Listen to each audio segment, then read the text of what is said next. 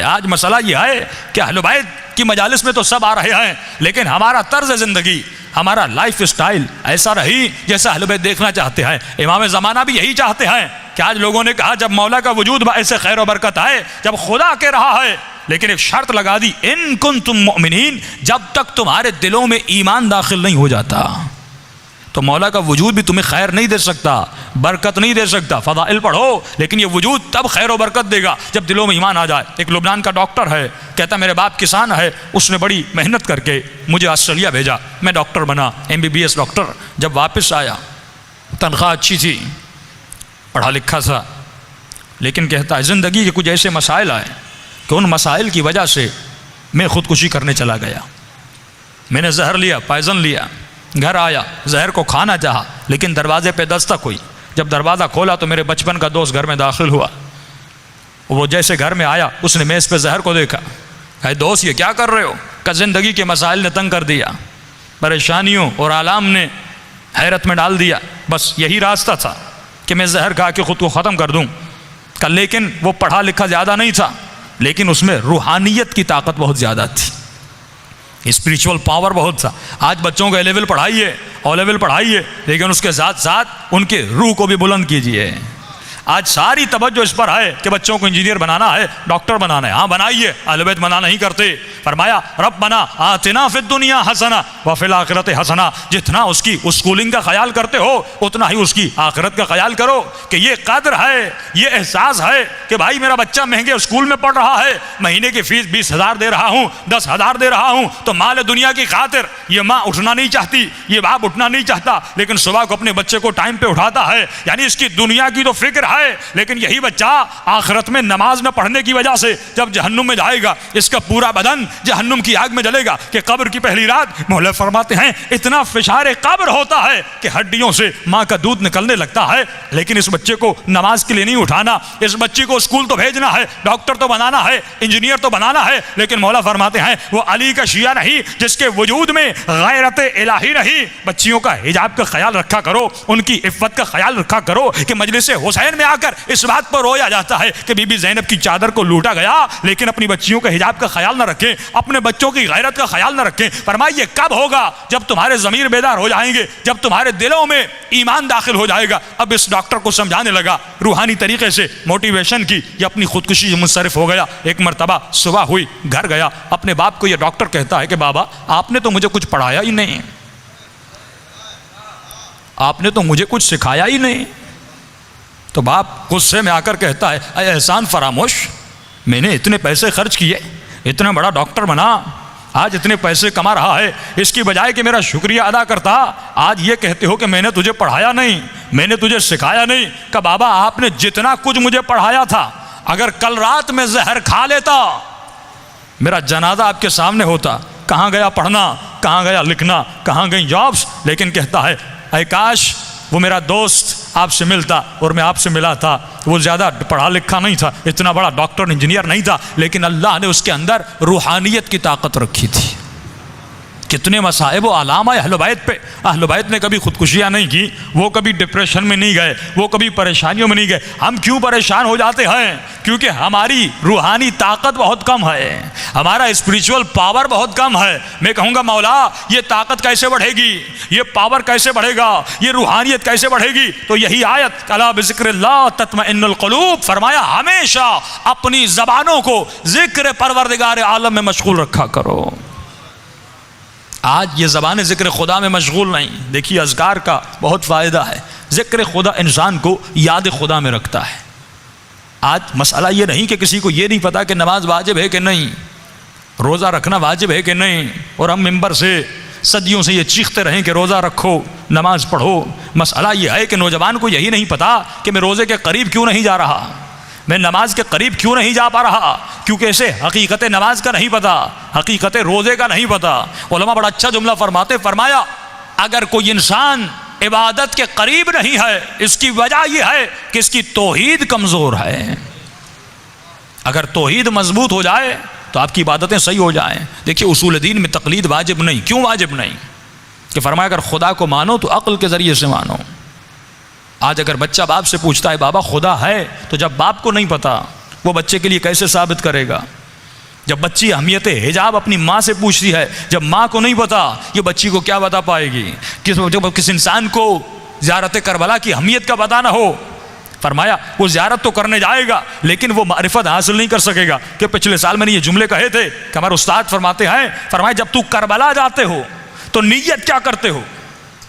अक्सर लोग दुआओं में करते हैं, खुदा मुझे इमाम हुसैन की ज़री दिखला दे, मुझे बैनुल हरमैन दिखला दे, मुझे मौला का रवाक़ रोज़ा दीवारें दिखला दे। फरमाया ये भी दुआ अच्छी है, जब जाओगे ये दुआ कबूल भी होगी। एक मरतबा मौला की ज़री को बोसा दोगे, एक मरतबा दरो दीवार को बोसा दोगे, एक मरतबा बैनुल हरमैन में चलोगे, इमाम का जिक्र करोगे, ये भी सवाब मिलेगा। लेकिन फरमाया मकाम मारिफत तब है जब तुम्हारी दुआ ये हो कि आए खुदा हुसैन की ज़री की भी ज़ियारत करा और ख़ुद इमाम हुसैन की भी ज़ियारत करा।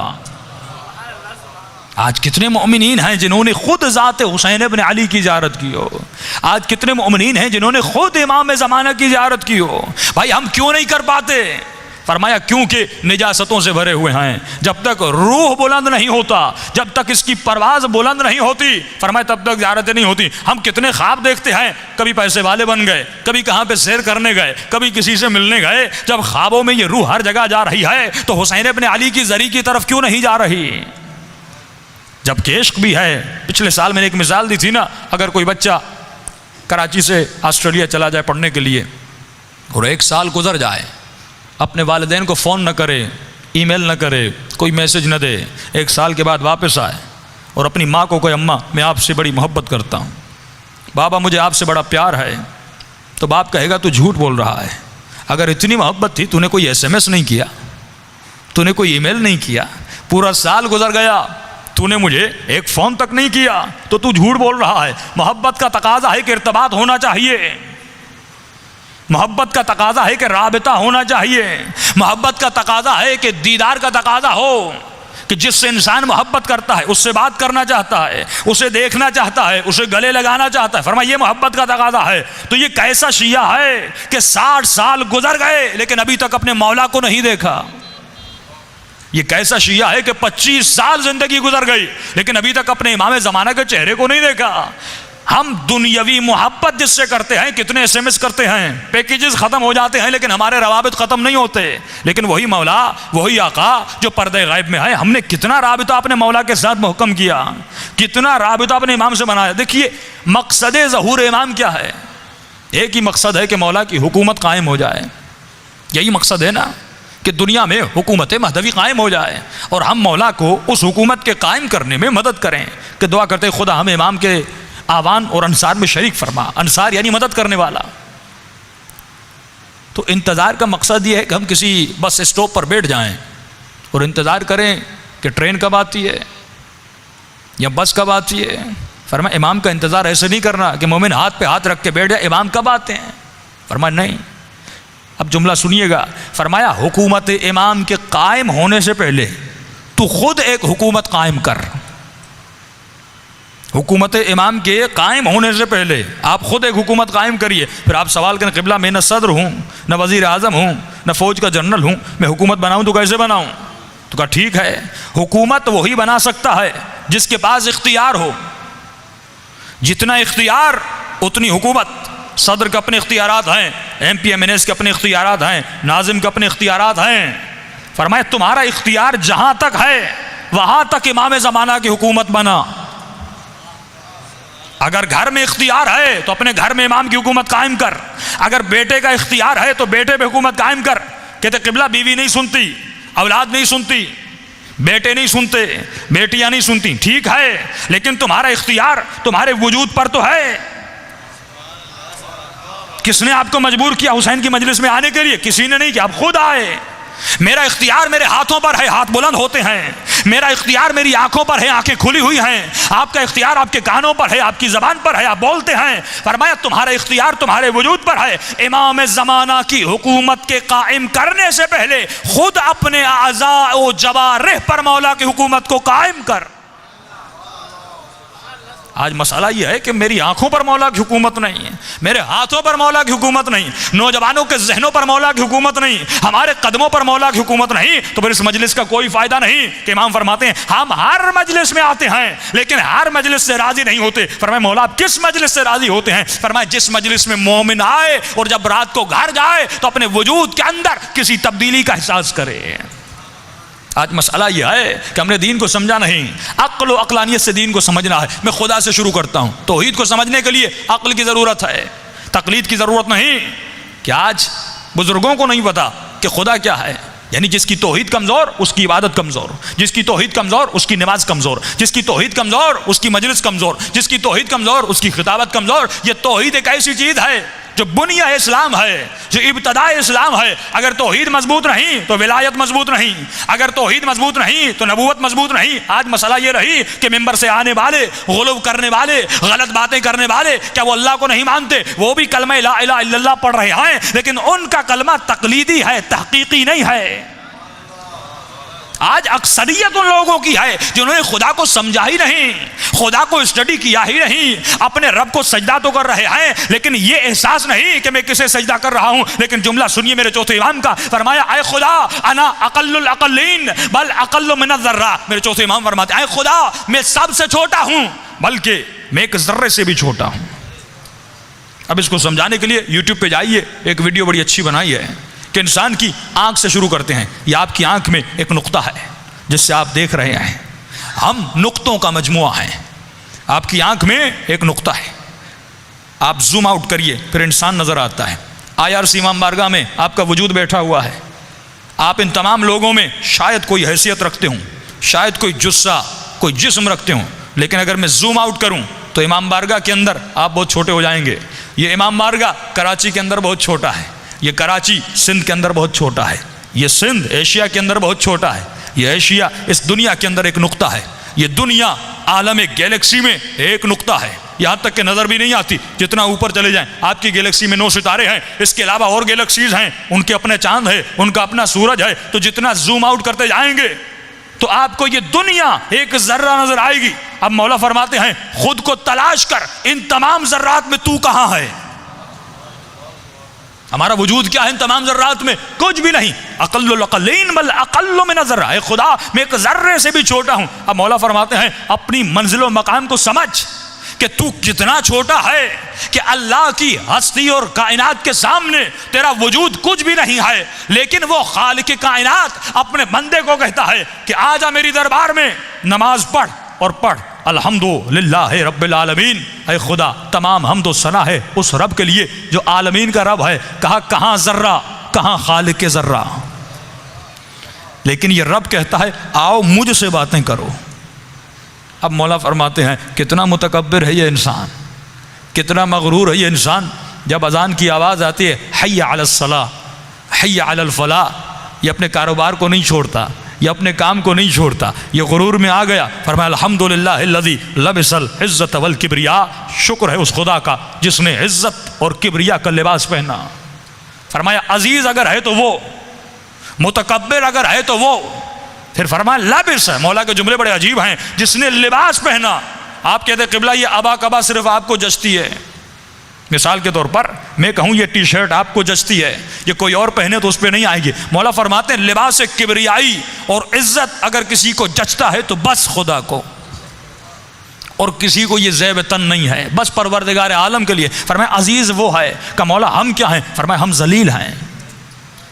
फरमाया खुदा की इज्जत इसमें है कि वो अजीज़ और मुतकब्बिर हो, बंदे की इज्जत इसमें है कि वो जलील हो उसकी इज्जत के सामने। का मौला अजीज़ की तारीफ क्या है? फरमाया अजीज़ वो होता है जो किसी का मोहताज नहीं होता, मुतकब्बिर वो होता है जो किसी का मोहताज नहीं होता। फरमाया हम हर अमल में उसके मोहताज हैं। फरमाया इंसान तो अपने वजूद से खुदा को पहचान। का मौला कैसे पहचानूं? का कोई इंसान बूढ़ा होना चाहता है?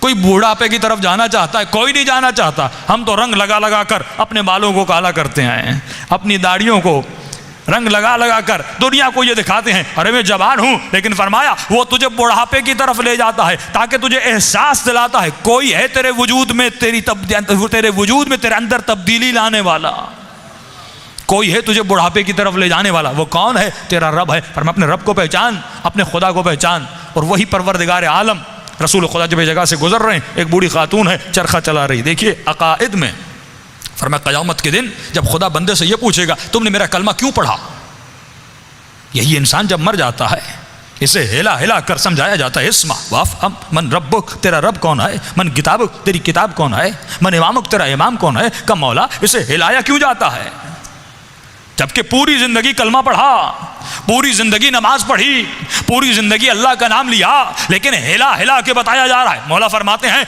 दुनिया में तुझे शौक लगते हैं, कभी आपका एक्सीडेंट होता है, सर पे चोट लगती है, फरमाया इंसान थोड़ी देर के लिए भूल जाता है कि मैं कौन हूं, मेरा नाम क्या है, किस शहर का रहने वाला हूं। फरमाया दुनिया का सबसे बड़ा झटका मौत है।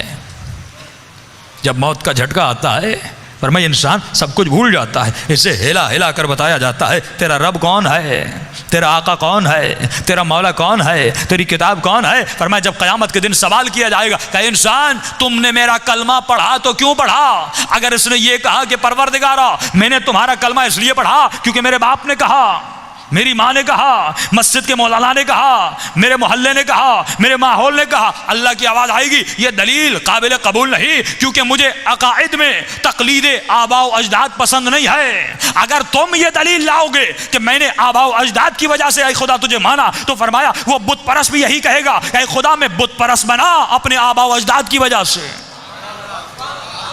क्योंकि मैं आदिल की कुर्सी पर हूं, मैं अदालत पर बैठा हूं। फरमाया फिर इंसाफ उसके साथ भी करना पड़ेगा, इंसाफ तेरे साथ भी करना पड़ेगा। फरमाया अक्ल के जरिए मुझे मानो, फिक्र के जरिए मुझे मानो, सोच के जरिए मुझे मानो, मुझे परख कर सजदा करो, मुझे समझ कर सजदा करो। अगर मैं तुम्हारी हालत से उतरता हूं तो मेरा कलमा पढ़ो, लेकिन अगर मैं तुम्हारी समझ में नहीं आता मेरा कलमा न पढ़ना, मुझे सजदा न करना। लेकिन अगर किसी और को खुदा बनाते हो मुझे इतना ज़रूर बताना कि तुमने उसे खुदा क्यों बनाया, क्या वो मुझसे ज़्यादा अलीम था, वो मुझसे ज़्यादा कदीर था, वो मुझसे ज़्यादा रहमान और रहीम था। फरमाया कोई दलील लाना क्योंकि मैंने तुझे आकिल बनाया। तभी मौला अली फरमाते नहनु अबनाउद दलील, हम शिया और शियायान अली इब्न अबी तालिब जो बात करते हैं दलील से करते हैं। आज किसी के खिलाफ बात करने की ज़रूरत नहीं है। मौला फरमाते हमारे फ़ज़ाइल को पढ़ो, हर चीज़ अयां हो जाएगी। अगर हम पहले होता था कि हम मौला अली की खिलाफत को साबित करने के लिए मुख्तलिफ हवाले देते थे, उलमा फरमाते हैं आज वो भी ज़रूरत नहीं, आप बस चंद फ़ज़ाइल पढ़ें और अक़लानी दलाइल दें। अगर अक़ल रखने वाला होगा वो मौला अली की विलायत को मान जाएगा। हम कभी नहीं कहते कि नबी के मिंबर पर अली को बिठाओ, हमें भी अपने इमाम की तारीफ़ का हक़ है, उन्हें भी अपने इमाम की तारीफ़ का हक़ है, हर इंसान हक़ रखता है अपने इमाम की तारीफ़ करे। हम कभी नहीं कहते नबी के मिंबर पर अली को बिठाओ, हम कभी नहीं कहते कि नबी के बाद अली को मसनद खिलाफत दो। हम बस इतना कहते हैं कि नबी के मिंबर पर उसे बिठाओ, उसे बिठाओ। एक उसूल बनाते हैं, उसे बिठाओ जो कम अज़ कम सलोनी का दावा करता हुआ नजर आए, कम अज़ कम सलोनी का दावा।